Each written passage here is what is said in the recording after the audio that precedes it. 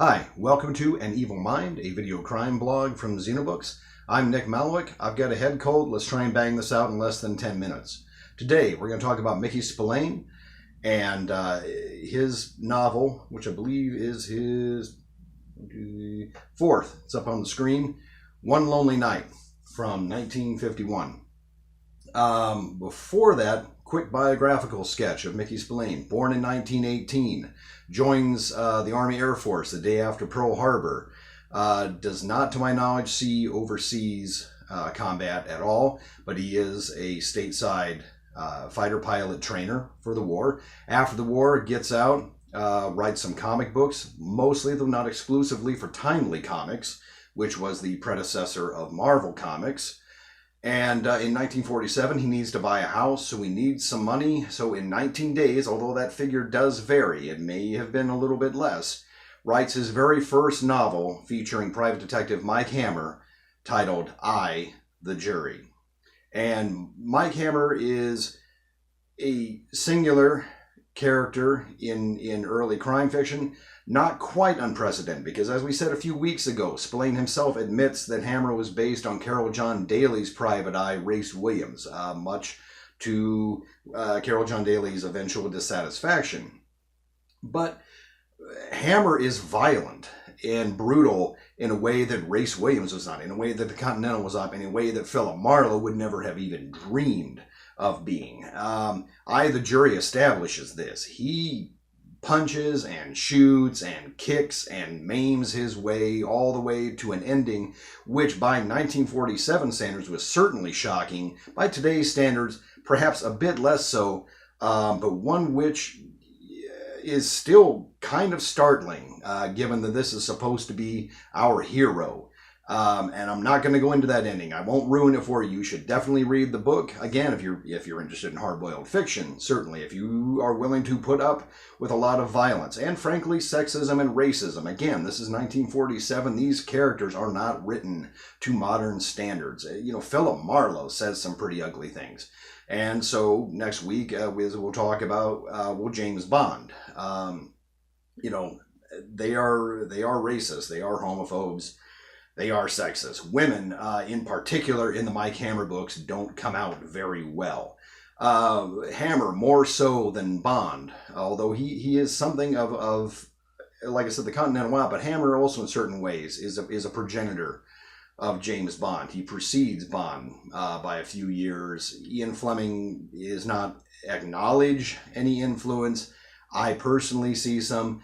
There is, of course, the idea that every woman wants to have sex with James Bond. That's not 100% true in the Bond books. It's not even mostly true in the Bond books. It's damn near 100% true in the Mike Hammer books. Mike Hammer, his in-universe sexual appeal is unquestioned and unrelenting. Hammer himself, not a fan of not a fan of women. Certainly not of liberated women, with a couple of exceptions.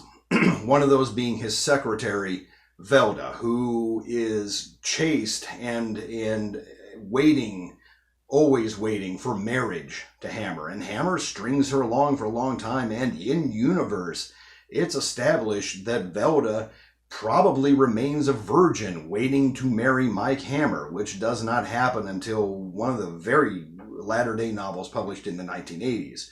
So, this is what we're talking about, that kind of there, but Velda is also a very strong woman, not a feminine equivalent of Hammer, but she is herself capable of violence. She is herself a licensed private eye who carries a gun and is willing to use it, but is also willing to remain Hammer's secretary for decades, even though, as is later revealed in one of the 1960s novels, she was an OSS agent during the war.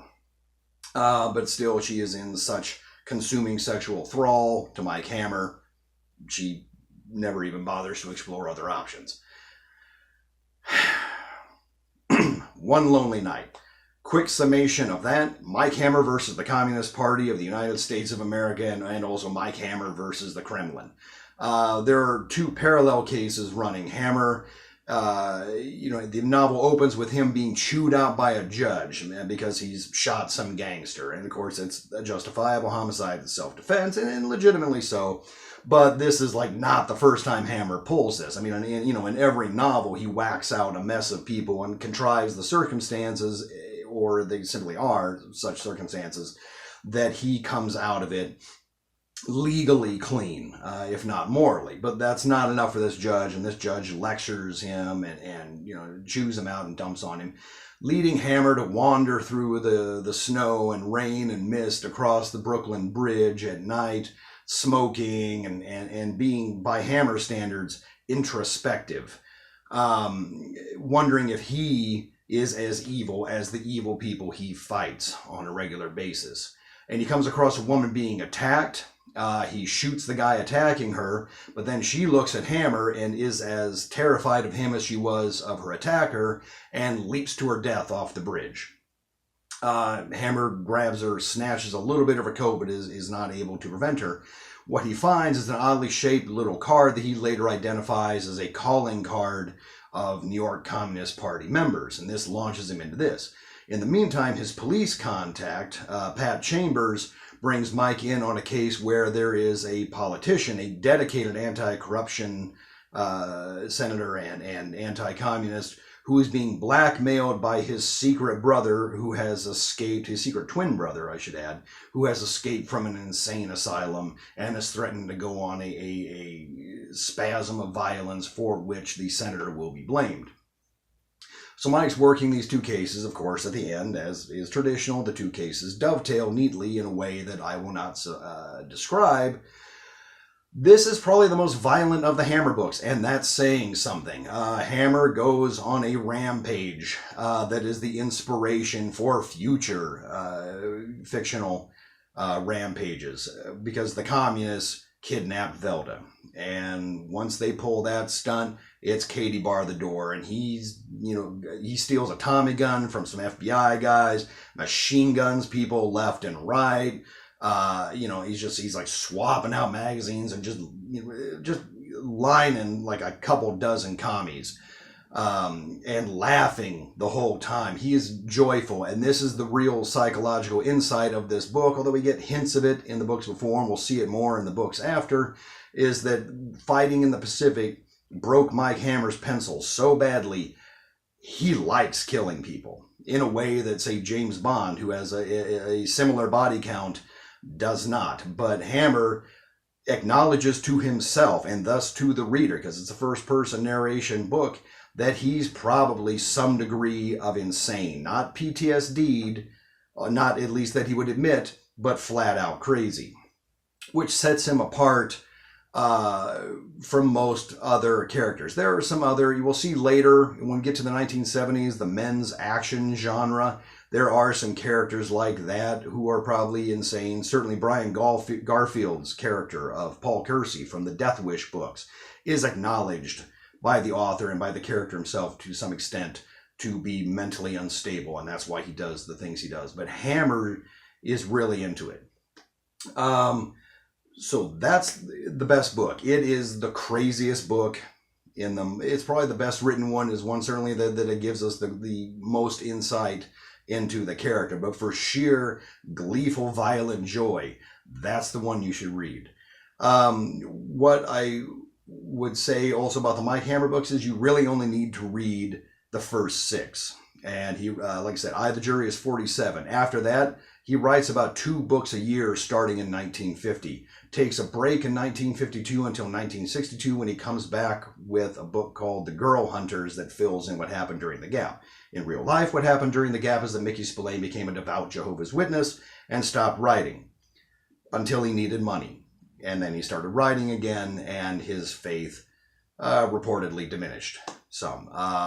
In some ways, Mickey Spillane is one of your ultimate freelancers. He is a very mercenary writer. That does not diminish his ability. Did other guys write better? Did Hammett write better? Did Chandler write better? Ross McDonald, guys like that? I think so, and that would probably be a popular view. That does not diminish his ability in any way. He's a very effective writer, and in his own opinion, that's what he based his own assessment of his abilities on. He said, if the public likes you, you're good. And there's something to be said for that viewpoint. I subscribe to it a certain amount myself. He was, like I said, maybe not the best stylist in the world, but certainly a good one.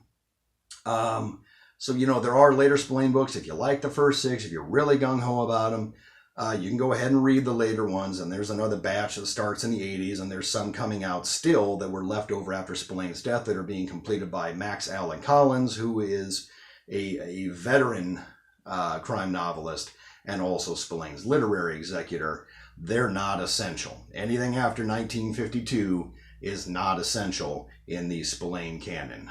But at the time of those, he had written, those 6 books had been among the top 10 best-selling books in the English language. So, the public liked him, and thus, by Spillane standards, he was good. So, like I said, next week we are going to look at James Bond. So we're moving through the 1950s into the 1960s. After that, we're going to move into the 1970s, and we're going to try and bring it up to the present day, like I said, relatively quick. Thank you again for watching these. I appreciate it very much. There will be sales links below this in the description. Please subscribe to our channel. Please follow us on social media at Xenobooks. Please buy some of the books from the sales links. Please sign up for notifications for when the vlogs come out. Please buy some of my books. Thank you again. I will talk to you next week, and goodbye.